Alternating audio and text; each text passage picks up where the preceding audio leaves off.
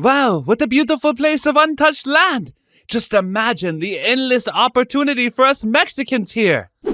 Hello, sir. This is ours now, and you are now a slave. Congratulations! Oh no!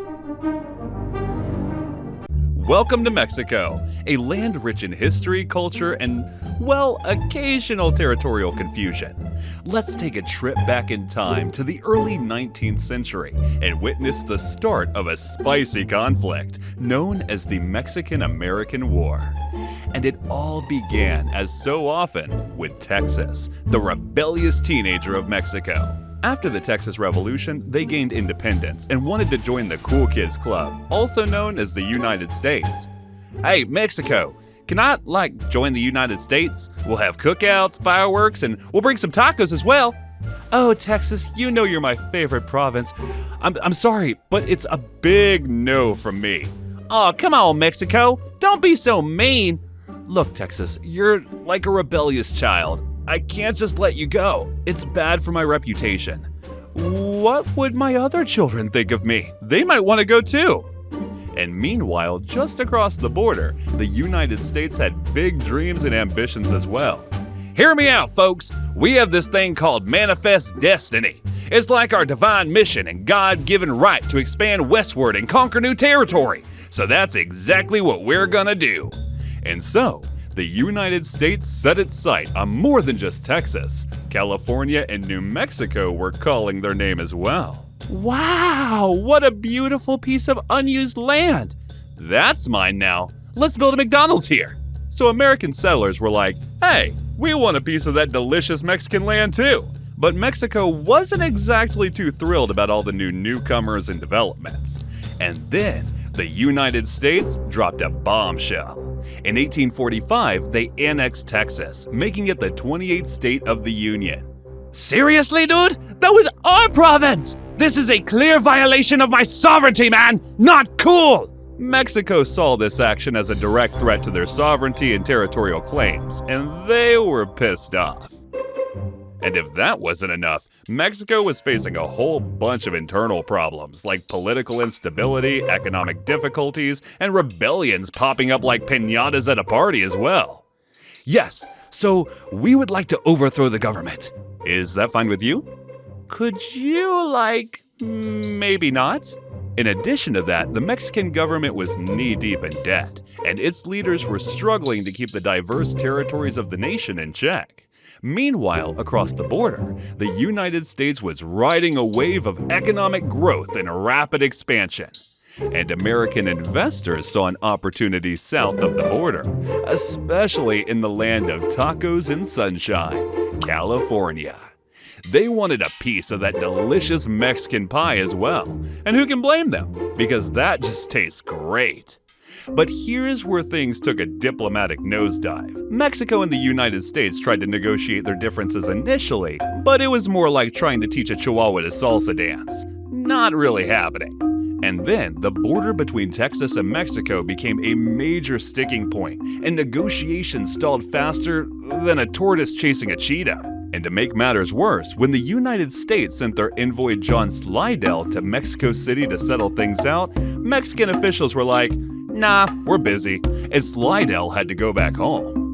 And then it happened, the final spark that ignited the war.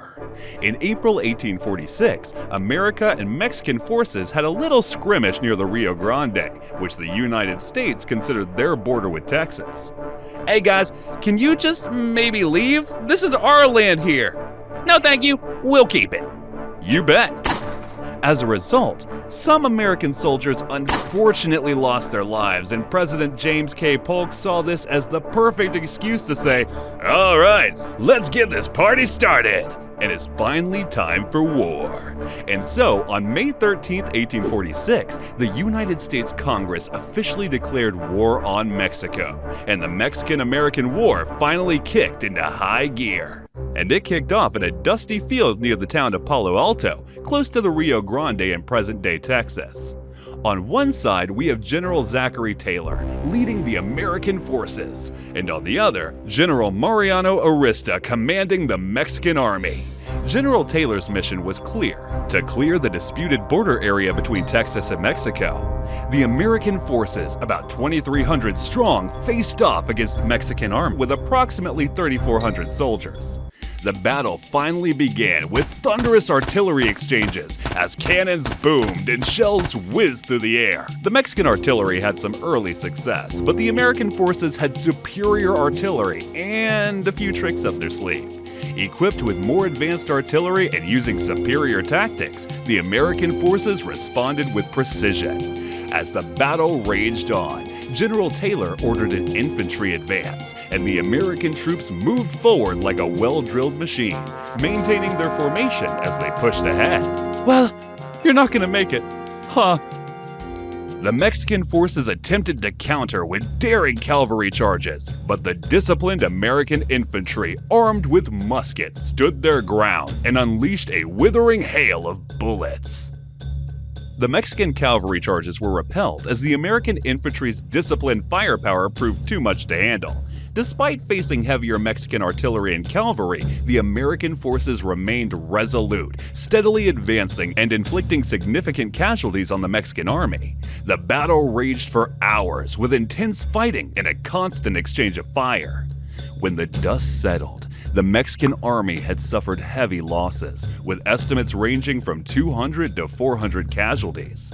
In contrast, the American forces sustained relatively few losses, with only around 50 men killed or wounded. And so, the Battle of Palo Alto was a clear victory for the United States, showcasing the effectiveness of American artillery, the discipline and firepower of their infantry, and the challenges faced by the Mexican army. The clear American victory set the stage for subsequent engagements and boosted the confidence of the American forces under General Zachary Taylor. And the next engagement wasn't waiting for long. It's May 9th, 1846, and the stage is set near the town of Resaca de la Palma in Texas. General Zachary Taylor, riding the wave of victory, continues his advance into Mexican territory. But General Mariano Arista and his Mexican army are determined to turn the tide. The battle begins with thunderous artillery exchange. The Mexican forces use their cannons to rain down destruction on the American troops. But the American artillery responds with precision, gradually neutralizing the American guns. As the battle intensifies, infantry assaults take center stage. The American army, consisting of regular soldiers and guerrilla fighters, launches multiple flanking attacks, hoping to overwhelm the American lines. Yet, the American forces stand their ground, displaying resilience and skill in repelling the Mexican assaults. But here comes the pivotal moment. The American dragoons, mounted infantrymen, execute a daring charge against the Mexican left flank. Led by Captain Charles A. May, they unleash a wave of chaos that disrupts the Mexican lines and leaves the enemy soldiers bewildered. What just happened? The battle rages on with intense close-quarters combat. Both sides fight fiercely, engaging in hand-to-hand combat. The Mexican troops display bravery and determination, but they are ultimately overwhelmed by the superior organization and firepower of the American forces. As the Mexican army begins to retreat, the American cavalry gives chase, inflicting further casualties and capturing a significant number of Mexican prisoners. The Battle of Resaca de la Palma ends in a resounding victory for the United States. Yet again, the American forces suffer around 110 casualties, with 39 killed, while the Mexican army sustains heavy losses, with estimates ranging from 500 to over 1,000 casualties, dealing a severe blow to the morale and capabilities of the Mexican army. But this was not the only front that was being fought on. Led by General Stephen W. Kearny, the American forces embark on a campaign to seize control of New Mexico and California as well. In August 1846, the Battle of Santa Fe takes place, and the Americans, surprise, they encounter minimal resistance. Santa Fe falls into American hands, effectively bringing New Mexico under American control. In the meantime, General Kearny presses forward, heading toward California, where events are unfolding on a different front. In June 1846, a group of American settlers and local rebels launched the Bear Flag Revolt, proclaiming the short-lived California Republic. The fervor of independence sweeps through California as the rebels take a stand against Mexican rule. In July, the Battle of Monterey ensues, resulting in the surrender of Mexican forces and granting the United States control over California, playing a crucial role in reshaping the destiny of the region. With the capture of Monterey, the United States gained control over a vital port city in California, further strengthening their position in the war. As the conflict rages on, a number of new campaigns start to unfold in California and the Gulf Coast of Mexico. In California, American forces led by John C. Fremont and Robert F. Stockton pressed forward, culminating in the Siege of Los Angeles. Their efforts resulted in the final surrender of Mexican forces in the region. Meanwhile, in the Eastern Theater, General Winfield Scott devised an audacious plan, a major amphibious result on the Gulf Coast of Mexico.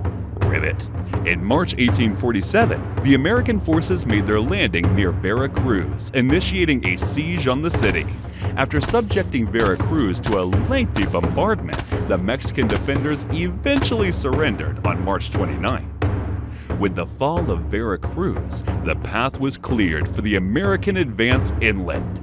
General Scott's forces, including notable officers such as Robert E. Lee and Ulysses S. Grant, set their sights on Mexico City. The journey was far from easy, as the American troops encountered fierce resistance from Mexican forces every step of the way. The determination and bravery of both sides fueled intense clashes along the arduous path to Mexico City. As General Winfield Scott's forces continued their relentless advance toward Mexico City, the Battle of Cerro Gordo in April 1847 proved to be a game-changer. The American forces executed a flanking maneuver against the Mexican positions, securing a decisive victory. The pivotal battle opened the path to Mexico City, and Scott's forces pressed on, engaging in a series of intense battles along the way. However, the most significant battle of the campaign has yet to come: the Battle of Chapultepec in September 1847. American forces faced the daunting task of assaulting the formidable Mexican fortifications, including the renowned Chapultepec Castle. While it was a great challenge, American forces were determined to secure their position on the outskirts of Mexico City. The battle was fierce, but in the end, the American forces proved their mettle, capturing Chapultepec Castle and solidifying their hold on the outskirts of Mexico City. With the fall of Chapultepec, the American forces entered Mexico City, and the Mexican government was left with no choice but to seek peace. Negotiations took place, and on February 2, 1848, the Treaty of Guadalupe Hidalgo was signed, officially ending the war. So we're gonna take most of your land if you don't mind. Actually, I don't think... Or we'll lay siege to more of your cities and starve your populations to death. So you can take what you want. California, yours. New Mexico, yours. Arizona, also yours. No problem for us. And so, the Mexican-American War came to a close, leaving a lasting impact on the history and territorial boundaries of both nations to this very day. From the perspective of the United States, it was a triumph, resulting in significant territorial gains in reshaping the nation's destiny. Mexico was forced to cede vast territories, including California, New Mexico, Arizona, Nevada, Utah, and parts of Colorado and Wyoming. These acquisitions expanded the borders of the United States all the way to the Pacific Ocean, fulfilling its manifest destiny aspirations and solidifying its status as a continental power. These newly acquired territories held immense economic potential. In particular, the discovery of gold in California sparked a rush of fortune seekers, triggering a population boom and spurring westward migration. How can we continue to bring the line up? We need more growth. More slaves? More slaves! The economic opportunities presented by the acquired territories contributed to the growth and development of the United States. However, the consequences of the war were not without their challenges. You are mine now. The acquisitions of new territories reignited the continuous issue of slavery. And let's just say they weren't exactly sipping margaritas on the beach. The question of whether these territories would permit or prohibit slavery ignited fierce debates between the North and the South. The sectional tensions where slavery deepened, exasperating the existing divide between the North and the South. The issue of whether these territories would enter the Union as free or slave states became a critical point of contention. These mounting tensions ultimately played a significant role in the outbreak of the American Civil War in 1861. The conflict between the North and the South would reshape the nation and bring about immense loss and suffering. For Mexico, on the other hand, the consequences of the war were nothing short of devastating. If you want to summarize the Mexican history in just 5 words, you would say, and then it got worse. The loss of vast territories brought about economic and political turmoil, leaving the nation grappling with its shattered reality. Stripped of valuable lands and resources, Mexico's economic development was severely hindered, dealing a blow to its growth and potential. The nation's geopolitical standing was weakened as it struggled to reclaim its position on the international stage. The war further aggravated internal divisions and political instability within Mexico, setting the stage for a series of conflicts and upheavals in the years that followed. Loser! The consequences of the war were not confined to Mexico's borders alone. The Mexican population residing in the ceded territories faced a turbulent and uncertain future. The Treaty of Guadalupe Hidalgo offered certain protections for Mexican residents, ensuring the preservation of their property, language, and religion. It also extended the option of becoming U.S. citizens. However, the implementation of these provisions were marred by discrimination and the erosion of cultural and linguistic identities. Mexican Americans endured marginalization and faced an uphill battle for social and political rights in the newly acquired territories. This struggle for recognition and equality would persist for generations to come. Sometimes it still persists to this very day. The Mexican-American War strained relations between the United States and other nations, resulting in criticism and concerns of aggressive expansion and imperialism. Countries such as Britain and France viewed the American actions with skepticism and voiced their disapproval. These international tensions resulting from the war's aftermath would ultimately contribute to further conflicts, such as the French intervention in Mexico during the 1860s, marking yet another chapter in the complex aftermath of the war. This type of content is pretty time-consuming to produce. If you want to support my channel and help me create more of these videos, please consider subscribing to my Patreon under patreon.com/historywithsab. As a thank you, subscribers receive exclusive behind-the-scenes content, early access to, and a shout-out at the end of every video, and decide what future videos should be about. So thank you for your support.